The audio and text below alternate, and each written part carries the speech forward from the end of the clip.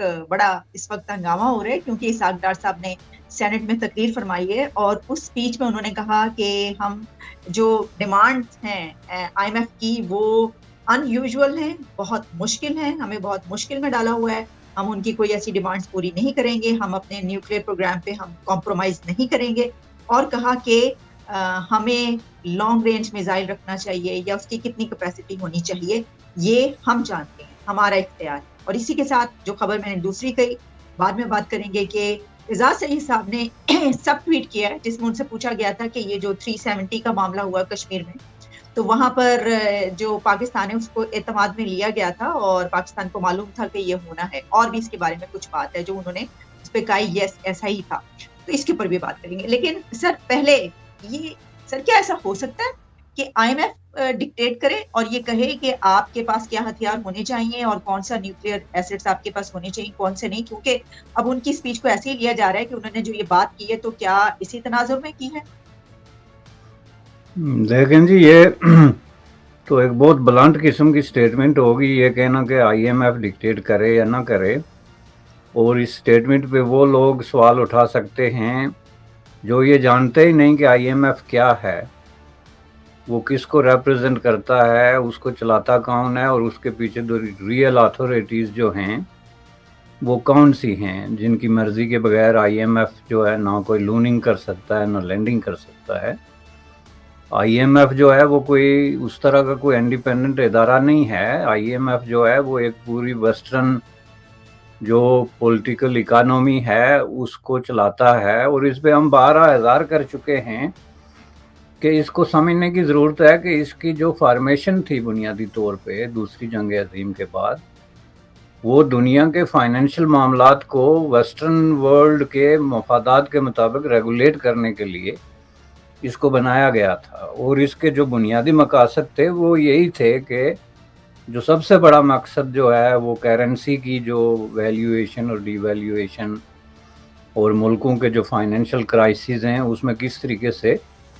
International intervention کی جاتی ہے۔ اب اس کی ان کو ضرورت کیا محسوس ہو رہی تھی؟ ان کو ضرورت اس وقت یہ محسوس ہو رہی تھی کہ اس وقت انٹرنیشنلی جو ہے وہ ایک جو کرائسس آ گئے تھے جنگ کے بعد، اس میں جو ہے ان کو جو ہے وہ ایک یہ خطرہ محسوس ہو رہا تھا کہ دنیا میں یہ جو فائنینشیل کرائسس ابھرتے جا رہے ہیں اس کی وجہ سے انرسٹ ہو رہی ہے، اور جہاں جہاں انرسٹ ہو رہی ہے وہاں پہ ریولوشن برپا ہو رہا ہے، اور اس کے نتیجے میں سوویت یونین جو ہے اس وقت، جو کہ ایک بڑی لینڈنگ پاور بھی تھا، وہ بھی پیسے دیتے تھے لوگوں کو بلینز آف روبلز، تو وہ جو ہے وہ آگے بڑھ رہا ہے۔ تو اس کو روکنے کے لیے ہمیں ایسے ملکوں پہ، ایسی جگہوں پہ نظر رکھنی چاہیے جہاں فائنینشیل کرائسس بہت زیادہ ڈیپ ہو جاتے ہیں، ان کی مدد کر کے تو وہاں پہ ایک سٹیبلٹی لائی جائے تاکہ وہاں ریولوشن نہ آئے، اور جس کی وجہ سے جو سوشلسٹ آگے بڑھتے جا رہے ہیں ملک بائی ملک، آدھی دنیا تک پہنچ گئے ہیں، ان کو روکا جائے۔ یہ تھا ان کا واحد مقصد، جس کی وجہ سے آئی ایم ایف کا یہ پورا ڈھانچہ جو ہے وہ تیار ہوا۔ اب اس نے کبھی بھی اپنے مقاصد کو نہ چھپایا، نہ یہ کوئی ہڈن ایجنڈا ہے۔ آپ اس کا جو پروٹوکول ہے وہ نکال کے دیکھ لیں، جو اس کا چارٹر ہے، اس میں واضح طور پہ لکھا ہوا ہے کہ اس کے واضح یہ مقاصد۔ ایک تو ہو گئی یہ اس کی آئیڈیالوجیکل گراؤنڈ، دوسرا اس کا پریکٹیکل گراؤنڈ ہے۔ پریکٹیکل گراؤنڈ یہ ہے کہ اس وقت دنیا میں دو بڑی طاقتیں ہیں جو پوری دنیا کے فائنینس کو، انویسٹمنٹ کو، ٹریڈ کو جو ہے وہ ریگولیٹ کرتی ہیں، انفلوئنس کرتی ہیں اور اپنی مرضی کے مطابق چلاتی ہیں۔ اس میں ایک جو ہے وہ یونائٹڈ اسٹیٹ آف امریکہ ہے اور اس کے بعد چائنا ہے۔ دونوں اپنے اپنے حصے کے مطابق جو یہ ورلڈ آرڈر جو امپوز ہوا تھا دوسری جنگ عظیم کے بعد، اس میں اپنا اپنا حصہ وصول کر رہے ہیں، اس میں لینڈنگ پریکٹسز بھی شامل ہیں۔ تو اس حساب سے جو ہے یہ کہنا کہ آئی ایم ایف کوئی ایسا ڈیسیجن کرے گا، کسی ملک کو لوننگ کرے گا، پیسے دے گا، بغیر جو ہے وہ یونائٹڈ اسٹیٹ آف امریکہ اور ویسٹرن ورلڈ کے مفادات کو پیش نظر رکھے، تو اس کا مطلب ہے اس آدمی کو پتہ ہی نہیں کہ آئی ایم ایف کیا ہے۔ وہ آئی ایم ایف کو کوئی سٹی بینک سمجھتا ہے جس میں جا کے آپ درخواست دیں گے تو کریڈٹ چیک کر کے آپ کو پیسے دے دیں گے۔ جہاں تک کریڈٹ چیک کر کے آپ کو پیسے دینے کا جو مسئلہ ہے، Pakistan has no credibility at all. Pakistan اپنا جو ہے جتنے انٹرنیشنل کریڈٹ ریٹنگ ایجنسیز ہیں ان سب کی رپورٹس اٹھا کے دیکھ لیں، اس میں پاکستان ڈسکریڈٹ ہو چکا ہے، اور کریڈٹ کی بنیاد پہ پاکستان کو لینڈنگ نہیں ہو سکتی۔ اب یہ لینڈنگ ہو سکتی ہے صرف جو میں نے اشارہ دیا آپ کو کہ دنیا اگر یہ سمجھے کہ ایسا نہ ہو کہ ہم ان کو لینڈ نہیں کرتے تو یہاں پہ بہت زیادہ کرائسس ہو جائیں، ایک نیوکلیئر ملک ہے، اس کے پاس ہتھیار ہیں، ایک اسٹریٹجکلی لوکیٹڈ کنٹری ہے، تو ایسا نہ ہو کہ حالات ہمارے ہاتھ سے نکل جائیں۔ تو ان تحفظات کو سامنے رکھتے ہوئے وہ اگر لینڈنگ کریں تو کریں، اس بنیاد پہ نہیں کر سکتے چونکہ انہوں نے آلریڈی آپ کو ڈسکریڈٹ کر دیا جب انہوں نے یہ شرط رکھ دی کہ ہم وداؤٹ گارنٹی، میننگ جب تک آپ کو سعودی عربیہ اور چائنا جو ہے وہ لینڈنگ نہیں کرتا ایک اسپیسیفک اماؤنٹ آف منی، اس وقت تک ہم آپ کو نہیں کر سکتے۔ تو اس کا مطلب ہے انہوں نے صاف انکار کر دیا۔ اب سوال یہ ہے کہ کیا پاکستان کے جو ہتھیار ہیں ان میں آئی ایم ایف کو انٹرفیئرنس کر سکتا ہے وچ انکلوڈز میزلز اور نیوکلیئر وار ہیڈز یا اس طرح کی چیزیں؟ تو جواب یس۔ اس کی وجہ یہ ہے کہ آئی ایم ایف کا جو بنیادی پروٹوکول ہے وہ جس ملک کو لینڈ کرتا ہے اس کے وہ ایک ایک خرچہ which includes defence. Defence is not a sacred cow or some thing کہ جی وہ کہیں کہ یہ ڈیفینس ہے تو ہمیں گناہ ہو جائے گا۔ They have nothing to do with گناہ۔ وہ دیکھتے ہیں کہ آپ جو پیسے لے رہے ہیں وہ کہاں پہ خرچ کر رہے ہیں، اور اگر آپ کا جو ہے گزشتہ 2 سالوں میں 14% آپ کے ہتھیار خریدنے کا خرچہ بڑھا ہے، یہ آپ کو پتہ ہے؟ 14% is a big chunk of money جو آپ نے ہتھیار خریدے ہیں فارن ملکوں سے، which includes obviously on top of them China. تو کیا اس حقیقت کو جو ہے وہ آئی ایم ایف اگنور کر سکتا ہے کہ ہم آپ کو پیسے دیں گے، آپ غریبوں کے گلے کاٹیں، ان کا آٹا مہنگا کر دیں، ان کی چینی مہنگی کر دیں، آپ سبسیڈیز ختم کر دیں، کسانوں کو بھوکے ماریں، مزدوروں کو بھوکے ماریں، لیکن ہتھیار خریدتے رہیں؟ آپ کو یہ توقع ہے؟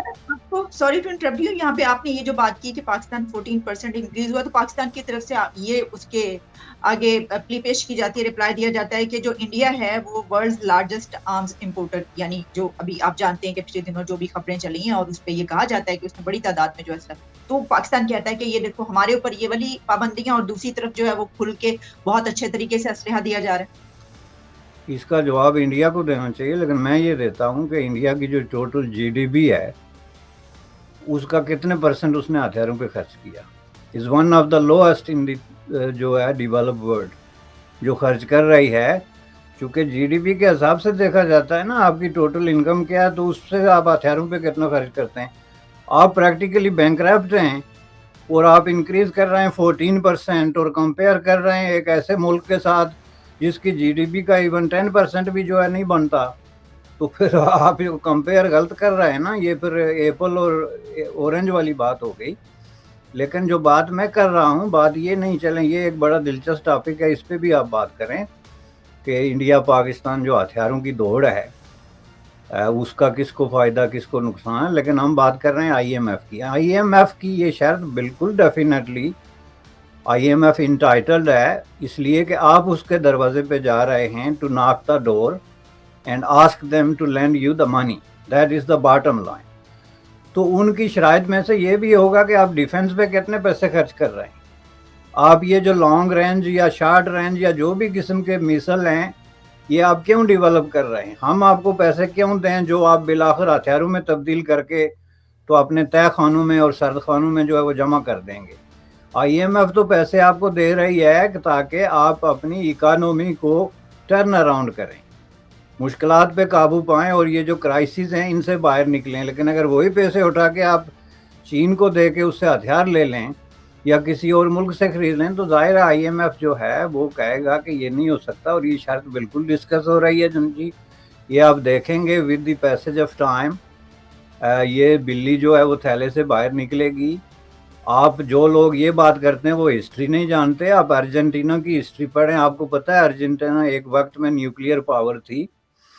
اور یہ جو ساؤتھ امریکہ میں نیوکلیئر پاور 2-3 تھی جن کو انہوں نے ڈس آرم کیا، ان سے ہتھیار واپس لیے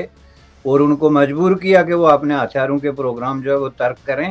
اور اس میں سب سے زیادہ رول جو ہے وہ آئی ایم ایف نے پلے کیا۔ ان ملکوں کی ہسٹری اور آئی ایم ایف کی ہسٹری میں بڑا ایک جو ہے लंबा चौड़ा एक ताल्लुक है। तो इसलिए अब ये चीज़ें डिस्कस हो रही हैं। उसकी वजह ये है कि पाकिस्तान के अंदर आपके पास बहुत सारे सवालों के जवाबात नहीं हैं जो कि आप आईएमएफ को दें। तो उन्होंने फिर अपनी जो डिमांड्स हैं वो सामने रखनी हैं। इस पे मैं ये नहीं कहता कि कोई कंप्रोमाइज़ नहीं हो सकता, डेफिनेटली उसमें नेगोशिएशन की गुंजाइश है, लेकिन ये कहना कि जी हमारी मर्जी कि हम मीज़ल बनाएं या ना बनाएं, आपकी मर्जी है। तो उन्होंने आपको तो कोई ख़त नहीं लिखा कि आप आके हमसे पैसे मांगें, ये ख़त तो आपने लिखा। तो आपने अगर अपनी मर्जी चलानी है तो you go back and you run your business. इससे आईएमएफ को कोई लेना देना नहीं, वो कोई बंदूक नहीं तानेगा आपसे कि आप हमसे कर्ज क्यों नहीं लेते। लेकिन as long as you are interested कि हमने आपसे कर्ज लेना है तो फिर आपको उनकी ये शराइत माननी पड़ेंगी। और ये जिस तरह के अवाम के साथ झूठ बोला जाता रहा है महंगाई के इशू पे, सब्सिडीज़ के इशू पे, आईएमएफ को लेके कीमतों के इशू पे आपने देखा, बिल्कुल इसी तरह ये मिसाइल न्यूक्लियर टेक्नोलॉजी आपके डिफेंस पे झूठ बोला जा रहा है कि इसको टच नहीं किया जा रहा, हालांकि ये एक बहुत बड़ा इशू है। और डेफिनेटली जो है वो पाकिस्तान इससे जो है इसको एड्रेस किए बगैर आईएमएफ के साथ मामलात नहीं कर सकता, क्योंकि आपने जो है वो सोर्स ऑफ इनकम और एक्सपेंडिचर्स की एक बैलेंस शीट उनके सामने रखनी है। तो आप अगर अपने कुल बजट का 40% तक जो है वो मुख्तलिफ मादों में ले जाके डिफेंस पे खर्च करेंगे, वह आप मिसाइल बना रहे हों या टैंक बना रहे हों, तो वो ज़ाहिर है उस बैलेंस शीट में तो आएगा ना। तो वो फिर सवाल करेंगे कि भाई ये आप कवर कैसे करेंगे, where is the source of income. तो ये और कोई सर बहुत बड़ा रॉकेट साइंस है कि जी, सिंपल सवाल है। इसमें ये भी है ना कि वो ये भी तो देख रहे हैं कि पाकिस्तान में इस वक्त जो हो रहा है, लाहौर में जो कुछ हो रहा है, ये बातें की जा रही है कि दहशतगर्द आके लाहौर में बैठ गए हैं। तो वो उनके अपने लोग कह रहे हैं कि खुदकुश यहाँ पे फटने के लिए तैयार हैं। लड़के कह रहे हैं हम खुदकुश बन के आएंगे और फट जाएंगे इमरान खान के लिए सपोर्ट में। तो जहां पर एक बड़े शहर में ये कुछ हो रहा हो, तो आप समझते हैं कि ये सारे असरात भी होते हैं इस बात पर कि कहीं यहाँ पे पता नहीं क्या हो जाए और हम इनको ये इसमें पैसा दे रहे हैं तो क्या बनेगा, क्या ऐसा भी है? बिल्कुल ऐसा है जी, जो इनस्टेबिलिटी का फैक्टर है, this is one of the biggest factor. और पाकिस्तान का अफ़गानिस्तान बनने में कोई बहुत बड़ा लंबा फैसला इसलिए नहीं है कि पाकिस्तान और अफ़गानिस्तान के दरमियान बहुत सारी जो है एथनिसिटी, रिलीजन, रेस, बहुत सारी चीज़ें जो हैं वो मुश्तरक हैं। और हमारे देखते ही देखते अफ़गानिस्तान बना है। 79 में अफ़गानिस्तान नहीं था। तो ये कहना कि नहीं हम अफ़गानिस्तान नहीं बनेंगे, बातें हम तालिबान की तरह करेंगे, कवानीन उनकी तरह नाफिज करेंगे, उसी तरीके से जो है वो बंदूकें लेके हम तो वाइल्ड वेस्ट का तस्वर जो है वो लाहौर जैसी सिटी में पेश करेंगे, कानून से खेलेंगे, रूल ऑफ लॉ की धज्जियाँ बखेरेंगे, लेकिन ये है कि हम तालिबान नहीं बनेंगे, तो ये कोई मानने वाली बात नहीं है ना। बात ये है कि वो बहुत बड़ी एक कयास की सिचुएशन है और उसमें कोई एक फैक्टर भी जो है वो ट्रिगर कर सकता है इस सीरीज ऑफ इवेंट को, जिनको कोई भी जो है वो कंट्रोल नहीं कर सकता। और ये बात भी आईएमएफ देख रहा है, इनस्टेबिलिटी एक बहुत बड़ा फैक्टर है। आपका जो डिफेंस का खर्चा है एक बहुत बड़ा फैक्टर है। आपके जो मिसाइल टेक्नोलॉजी या आर्म्स और इस तरह की प्रोडक्शन है, ये भी एक बहुत बड़ा फैक्टर है, क्योंकि इन सब चीज़ों के साथ जो है वो खर्चे जुड़े हुए हैं और ये क्राइसिस को डीपन करते हैं। ठीक। अच्छा सर, जैसा हमने बात की कि दूसरा टॉपिक ये है कि क्योंकि मेरी नज़र से एक ट्वीट गुजरी तो मैंने सोचा चलें इसके ऊपर बात कर लेते हैं। बातें तो हमने बहुत की। हमने उस वक्त की जब ये मामला हुआ था कश्मीर में 370 का, इंडिया में ये जो एक कानून किया गया, और फिर उसके बाद हमने देखा कि पाकिस्तान इंडिया के बीच जो कुछ होता रहा, उसके ऊपर एक कोई किसी ने, एजाज सैयद जो हमारे सीनियर जर्नलिस्ट हैं, उनको टैग किया और उसमें उन्होंने उनकी वो बात लिखी कि एजाज सैयद ने ये कहा था कि मैं पूरी जिम्मेदारी के साथ ये खबर दे रहा हूँ कि भारत ने कश्मीर में आर्टिकल 370 के खात्मे से पहले पाकिस्तान को एतमाद में लिया था और पाकिस्तान ने यकीन दहानी करवाई थी कि हम एक पब्लिक स्टेटमेंट तो देंगे मगर एक हद से आगे नहीं देखेंगे, अमली तौर पर कुछ नहीं करेंगे। अच्छा, तो एजाज सैयद ने उस बंदे को ये जवाब दिया कि ये बात जाहिर है कि कमोबेश 2 साल पहले की है, लेकिन ऐसा ही है, यानी उन्होंने इंडोर्स किया इस बात। अब सर इसके बहुत सारे एंगल्स पर हम बात करते रहे, लेकिन वो क्योंकि सामने आया तो क्या, यानी एकलव्य न्यूज इंडिया, अंतर्राष्ट्रीय खबरों का मंच।